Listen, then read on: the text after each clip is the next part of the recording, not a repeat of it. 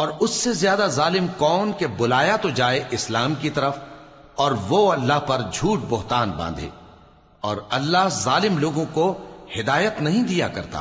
یہ چاہتے ہیں کہ اللہ کے چراغ کی روشنی کو اپنی پھونکوں سے بجھا دیں، حالانکہ اللہ اپنی روشنی کو پورا کر کے رہے گا، خواہ کافر ناخوش ہی ہوں۔ وہی تو ہے جس نے اپنے پیغمبر کو ہدایت اور دین حق دے کر بھیجا تاکہ اسے سب دینوں پر غالب کرے، خواہ مشرکوں کو برا ہی لگے۔ مومنو، میں تم کو ایسی تجارت بتاؤں جو تمہیں عذاب علیم سے نجات دے؟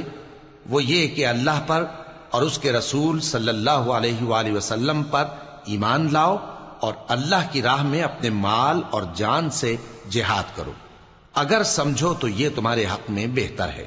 وہ تمہارے گناہ بخش دے گا اور تم کو جنت کے باغوں میں جن کے نیچے نہریں بہ رہی ہیں اور پاکیزہ مکانات میں جو ہمیشہ کی بہشت میں ہیں داخل کرے گا۔